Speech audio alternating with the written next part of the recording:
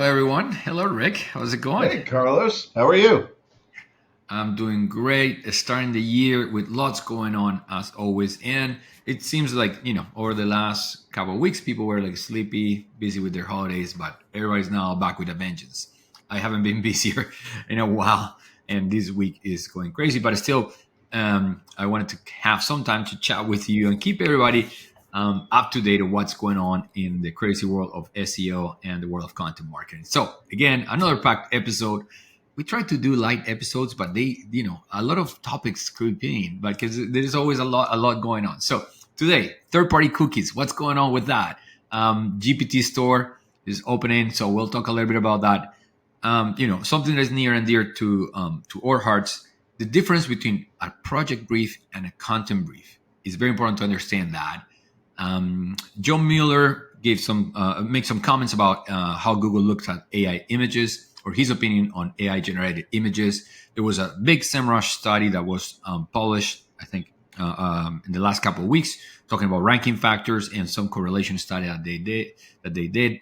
And last but not least, we want to remind everybody the importance of editing and how and what editing really is, because I think there's some confusion around that. It's very important if you're a content marketer, if you're a copywriter, and if you're creating content, to understand that. So, okay, with no further ado, let's get going. So, third-party cookies. Probably, Rick, you saw that Google announced that they're starting to phasing out third-party cookies. So, similar move to what Apple did. I think it was last year or in 2022. I don't even remember because to full transparency, we are not in the paid media world that much. We're more in the content world. But yeah, I think it's an important development that will have some impact on marketers. So, what do you think of that, Rick? Well, at first, I wasn't included in the first group, apparently, because I'm still getting retargeting ads when I search. But I do think it's going to have an impact on content. I don't know how big a deal retargeting is to e-commerce sites. I imagine it's something significant. And with that loss, I feel this is going to place a higher importance on lead capture on the site, and the need for content, maybe gated content where we're capturing email addresses to give reviews or guides or whatever it may be. But to make up for that potential loss of retargeted traffic, we may need to come up with better content and ways to get those leads into the door, or to know that they were there to begin with. Yeah, it's definitely not going to make marketers or advertisers work any easier. It's just going to get harder for them to target people and chase them and follow them around the web. So, I mean, as a user, I feel a little bit of relief, because sometimes you feel like people are spying on you because you're talking about something, or you do a little search, and then all of a sudden, all of your searches, you get targeted with ads about that particular search. So, yeah, I think maybe marketers are going to have to look for different channels or different ways to get information from their about their potential audience. What were you going to say, Rick? I was going to say that I think content writers will be thrilled about this. The ads I see through Google are such a mess because of things I've researched for clients, and content writers see it all the time, right? If you end up doing a lot of research into mattresses because you're writing a buying guide about mattresses, you're going to see mattress ads for the next 7 years. Whether you're in the market or not. So I think they'll be pretty happy about the elimination of tracking cookies. Yeah, well, we shall see. I think there was a lot of people were up in arms when Apple announced they're phasing out third-party cookies, but I think the world didn't change that much. I don't feel so. I'm sure we will adapt. But okay, moving on. So GPT Store. So I think we've talked about this before, but now finally is here. I think it's already live, or next week it will be live. But yeah, so now OpenAI has its marketplace for GPTs, and anybody like you and I, Rick, or anybody in our audience can create and build their own GPT and publish into the OpenAI marketplace. So very interesting. I just checked before this episode, and there's a bunch of GPTs there that people can use for different topics.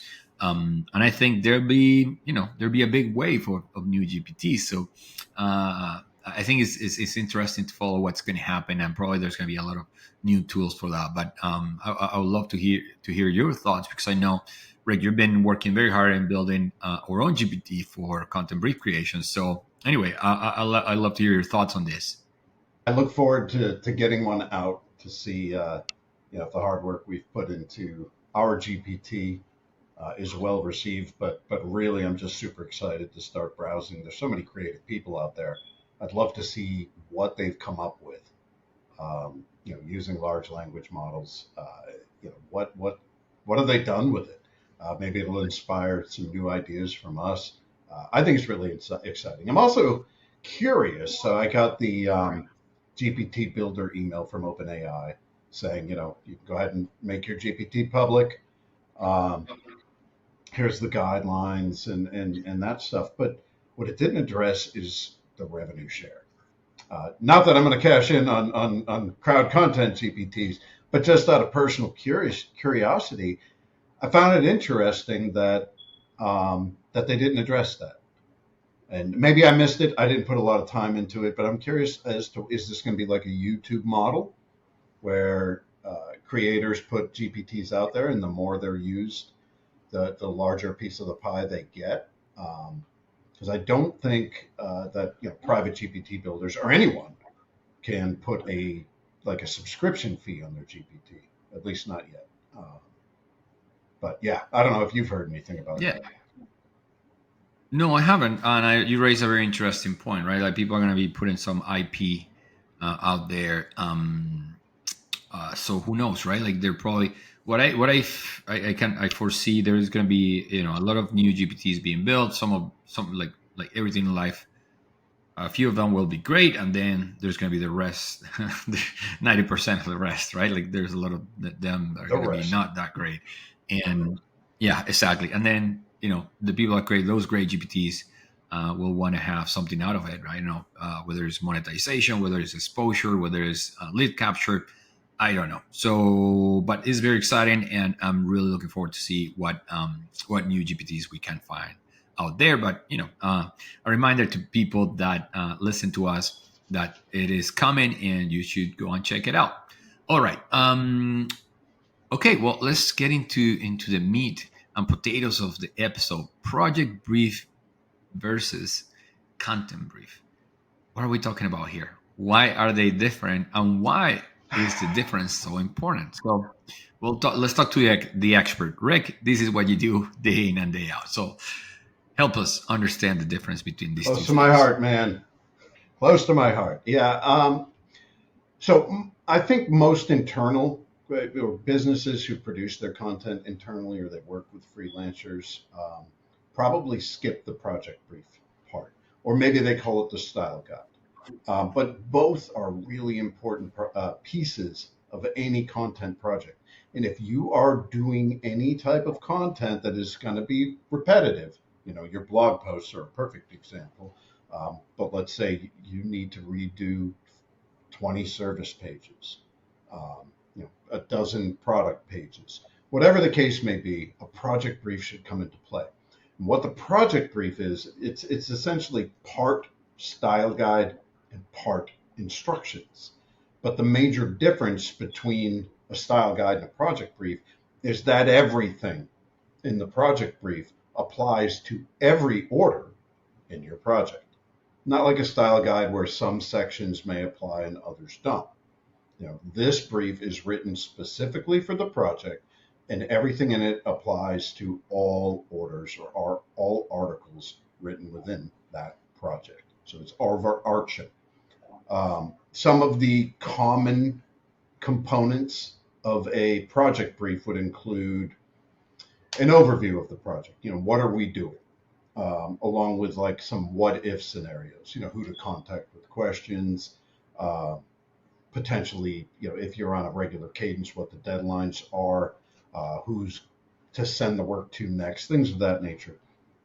Also, a simple process guide, right? Here's the workflow. either for depending if it's internal, it should be the whole workflow, all the whole workflow all the way through publication. If it's not a contained internal project, then a good description of what that writer will be doing at a very high level. Create your work in a Google Doc or a Word doc. Do this first, do that second. But just a quick overview of the process they should follow that takes them all the way through submitting that order to an editor, to whoever it goes to next. There should be a section on voice. This is the overarching voice for any content written on our platform. Should not be tone, whereas tone should be or can be variable. Exceptions to that would be if all of your service pages will have the same tone, then include tone in your project brief. So anything that's going to be exactly the same should be in the project brief.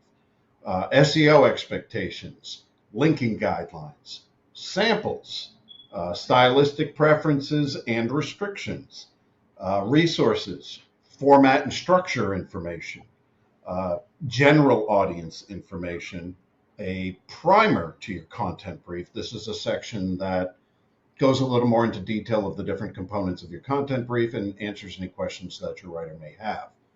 You don't want that in your content brief, put it in your project brief.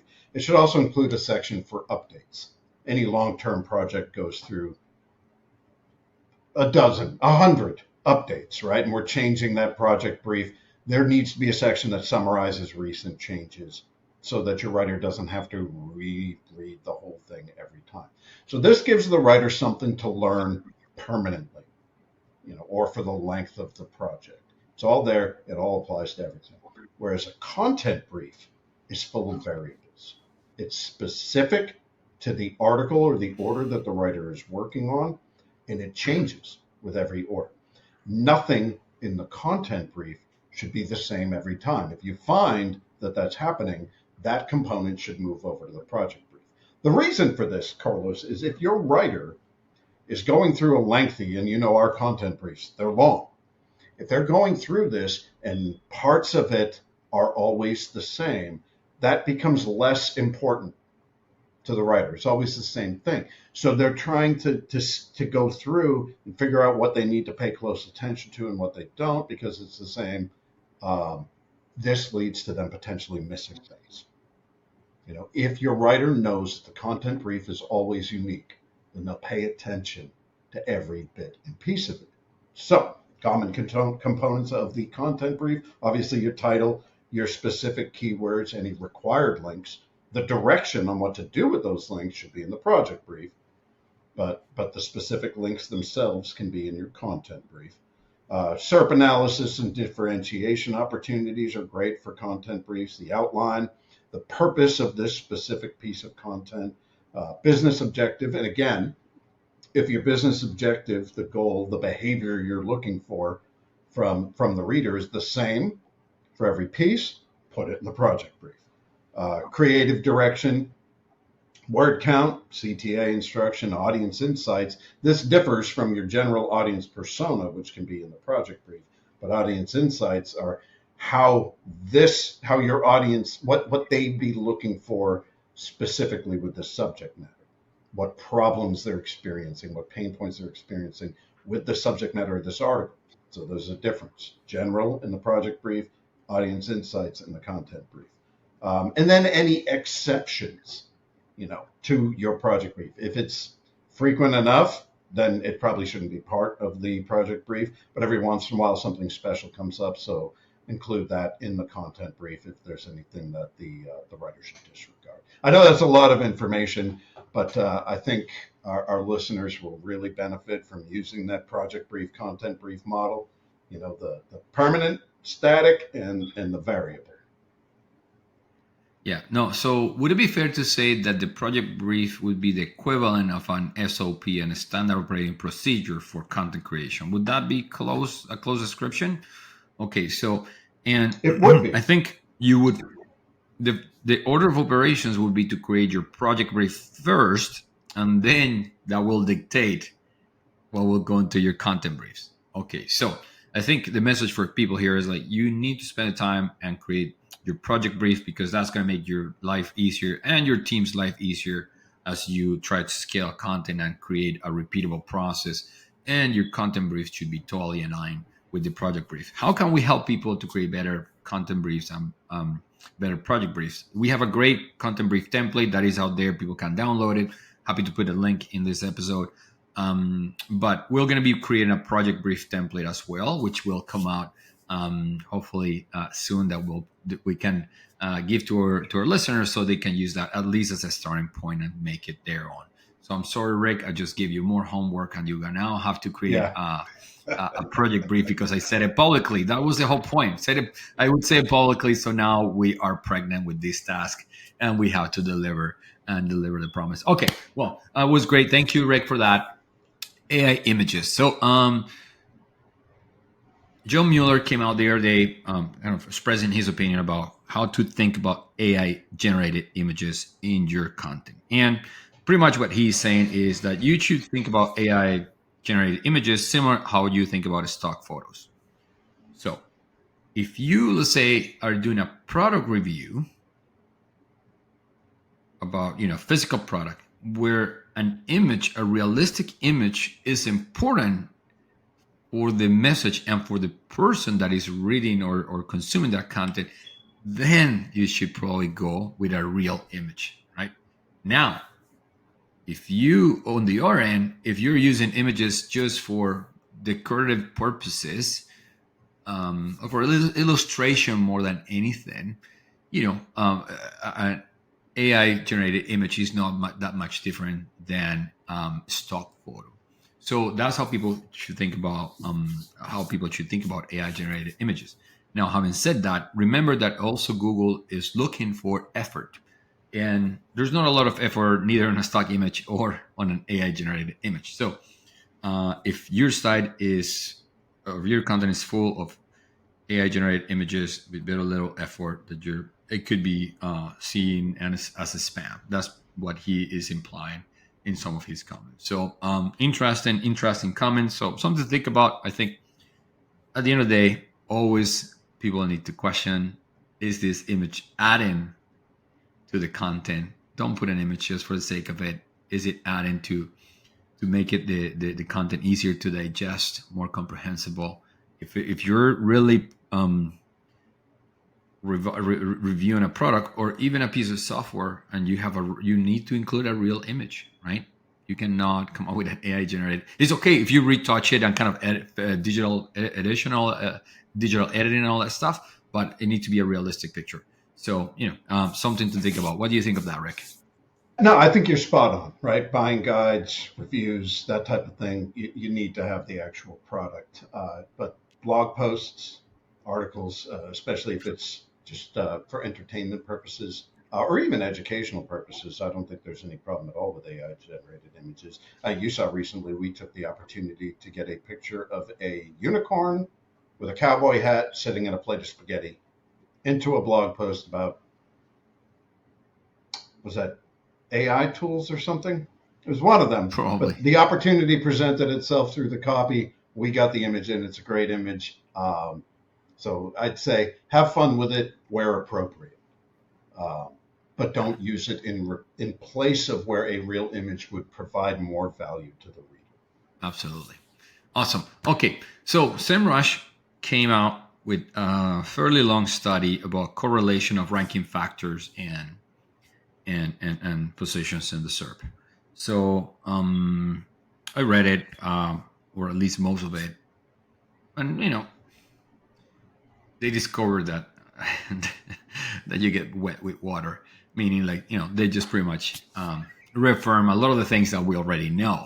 I'm sorry for being a little bit cynical here, but so I have a background in engineering, and when I see correlations that are anything below half a point, under 0.5, I don't think there's a big. It's not a strong correlation, right? Anything that is close to 1 is a strong correlation. Anything close to -1 is an inverse correlation, a strong inverse correlation, and all these results in SEMrush study were under 0.5. So no criticism to SEMRush. Just it's hard to kind of establish a strong correlation between these things and ranking on the server.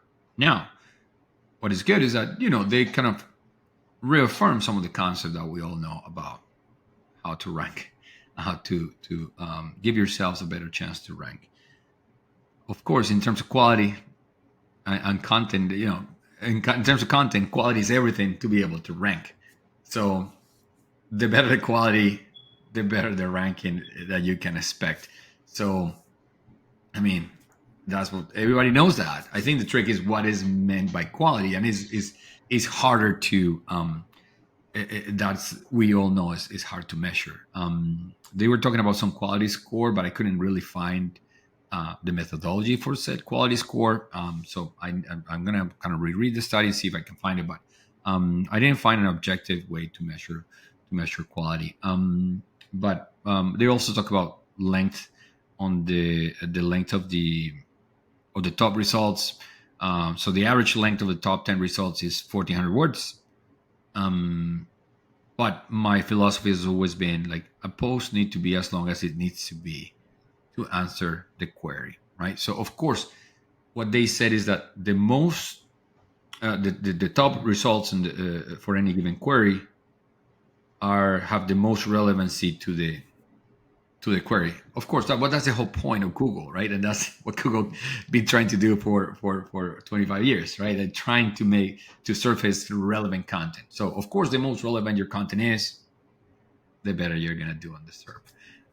The other thing that was kind of like, we know this is if you can put the effort to rank to move your ranking from position 2 to 1, it's where you're gonna get the biggest lift, or if you're focusing on the pages that or the content that is already ranking for you, and you can get positions up, that's where you're going to get the biggest lift. And it also works like a snowball effect.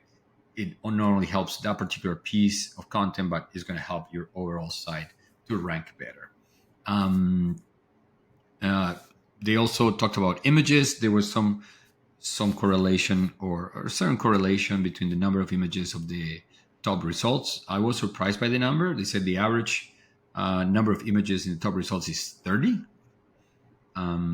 which I found it to be very, very, very high for any piece of content. But that's what they found. So very interesting finding in terms of number of images. Of course, the schema markup is very important to also have your schema, your alt tags, all that stuff.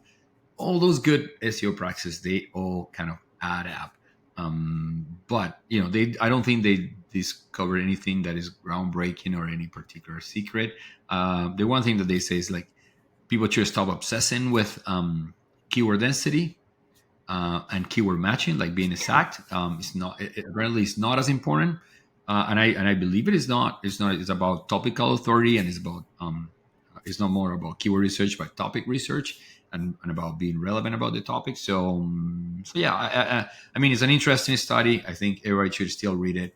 But I don't think they found anything groundbreaking, or they didn't say anything that everybody knows. So gotta keep doing the work and creating great content. What do you think of that, Rick? I think we all keep trying to solve the big mystery, right? And what Google keeps telling us is there is no secret list.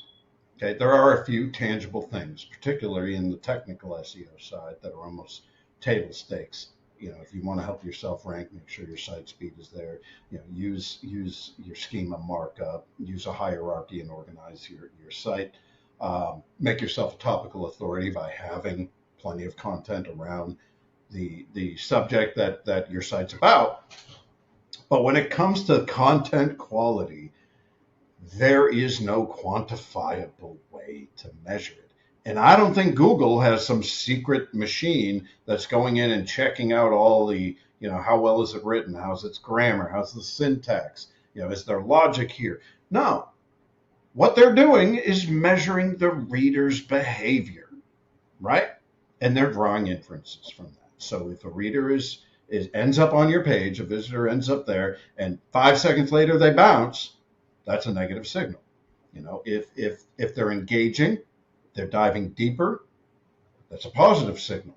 If they bounce back and go into another result, negative signal. And then they're identifying the reasons why people might bounce, or engage. And they're seeing there's correlation between having an author byline and trustworthiness. A reader is more likely to stay on your page if they trust the information that they're reading. SEJ just came out with this today, and it's come out 100 times. But they came out and said, hey, Google has said that author bylines are not a direct ranking factor, period. And no, they're not. But what they do help is build that trust. So does good, strong writing, logical thoughts, and insights. So none of those things are being measured, but the reader's behavior is. And if you have those things, if you have the EEAT principles in your content, you're likely to get more of those positive signal behaviors from your audience. That helps you rank. It's not that there's this checklist of things you need, and if I put these in, we're going to be okay. No, it always comes down to the context of the message and how your readers view you, whether you're authoritative, trustworthy, you're offering them something of value. Yeah. Yeah. Just remember one interesting thing that came out in the studies, that readability is not a ranking factor, or doesn't appear to be a ranking factor. No. So yeah, there's a piece there. But so we'll link to. Go ahead. But bad writing will like, how many times, Carlos, you've gone to an article and it's just sloppy, right? You get through the first paragraph, it's poorly written, there's misspellings, it's just bad grammar. You bounce right off. You lose trust in the brand that presented this content, and you're gone. That signals. So the bad writing indirectly impacts the ranking. Yeah, absolutely. I mean, I see. I remember there was this particular client that was obsessed about readability, right? And apparently, what there is the score of readability is from 1 to 100, and what SEMRush found is that actually most results in the top 10 results hit a score around 50, which is kind of level grade 10 or grade 11 or 12 of high school. So it's not the simplest or the best readability. So anyway, you have to have decent readability, but it's still not. There's no need to obsess with it. Apparently, anyway, it all comes down to, like, is my content easy to consume? Are people going to engage with it? If you make it too complex and too formal or too scientific, maybe a lot of people are going to bounce, unless your audience is highly scientific and maybe that type of style and writing fits well with your audience. But anyway, so we'll link to the study so people can download it and read it in their free time and get more insights. Okay. And last but not least, editing, and why is it so important, and what are some of the things that people get wrong around it? Rick, you're the expert. Please enlighten us. Okay. I don't want to offend anybody here, but the sad truth is that most people aren't professional writers. But that doesn't mean that most businesses are using an editor's services before they publish content. Many people or many businesses opt for one of two things. Either we write it and we publish it, or we self-edit and then we publish it. Both of these options come with a problem. So I first want to clarify, editing is more than proofreading. Okay? If you're using the services of a professional content editor, they should be fact-checking. They should be checking for voice and tone and making sure it aligns with what the project or content brief specified for the article. They should be checking it against your project requirements. Again, your content brief and your project brief has requirements in it that have nothing to do with grammar and spelling. Writers don't always follow direction very well. Even writers who've been working on a project for some time. They should be checking for logic and flow. This is critical. It can be wonderfully written, clean grammar, but it's all over the place. The flow isn't there. It doesn't transition well. The logic is maybe not. We're not connecting the dots somehow. An editor should catch that. And then, of course, there's grammar and syntax. And and at a different level than most writers are able to do. And if there's one thing I can tell you with 100% certainty is that 95% of writers are not editors, and 95% of editors are not writers. They're two separate skills, and you should be using both. Now, why is self-editing bad? Couple reasons there. First, there's two biases you have to watch out for. First is confirmation bias, right? I wrote it. I think it's great. So I'm going into it with the mindset that this is already pretty clean. I'm going to check it over, but I've already got a confirmation bias, right? I'm not looking at this with a critical eye, unsure whether it's going to be good, bad, or somewhere in the middle. I wrote it. Of course it's good. The second is familiarity bias. And this one will get you. This one, to this day, I catch it like, oh my God. So if I wrote something, Carlos, I know what I was saying.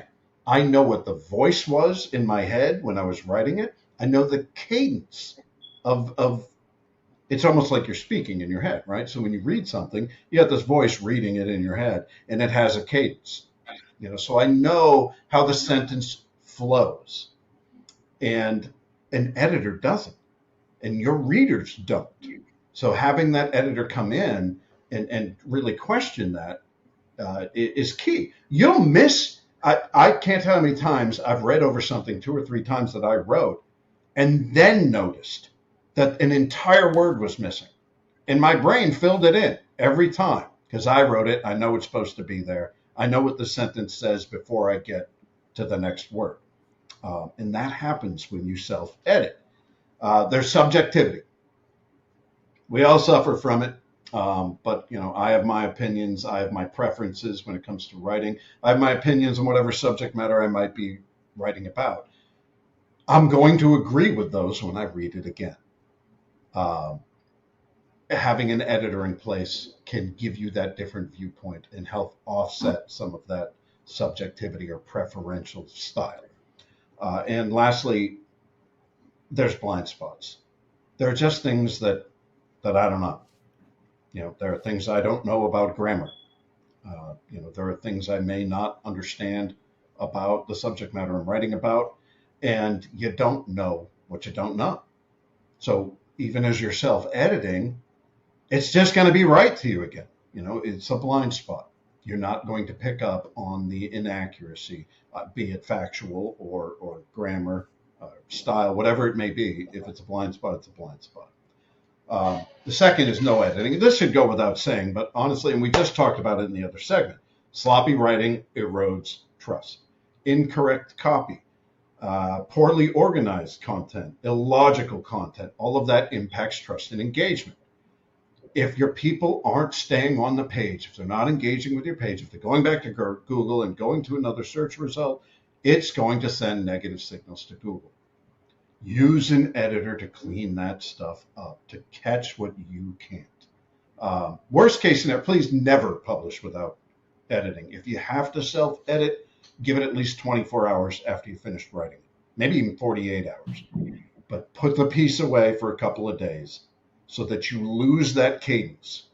You don't quite remember every detail of what you wrote. So when you read it again, a lot of it is new to you. You'll catch more doing that than you will if you edit, say, an hour after you wrote it, when the cadence is still fresh. Creating content's an investment, right? So, and honestly, editing is more affordable than many people think. We offer editing. This is not a pitch, but just put it out there. Even if you wrote it, you used AI to write it, come see us. We'll be happy to set you up with some editors to make sure that your content is on target grammatically, on target for voice, on target for your audience. Come see us for that. And it's a lot faster than writing too. It doesn't take that long. Yeah, please edit your content. That's all, Carlos. Yeah, thank you. No, but very insightful, Rick. I think you're totally right. Like, editing is very, very important when you are serious about creating good content, right? And self-editing is probably not the best practice in the world. It's good to always have a second set of eyes, especially if that set of eyes is trained in editing, right? Again, just passing the piece of content to your manager for or reviews, not necessarily editing, because this is a different skill set. And editors are one of the harder people to find. We, in our business, editors are highly valued, because the good ones don't, they don't grow in trees. So yeah, so big piece of advice to everybody: if you can, please get a good strong editor on all of your content. And that's it for the episode. I think another packed episode, very insightful. Thank you, Rick, and I hope you all enjoyed the news. And well, I look forward to another episode, and thanks for listening. Bye, everyone. Bye, Rick. Thanks, everyone. We'll see you next week.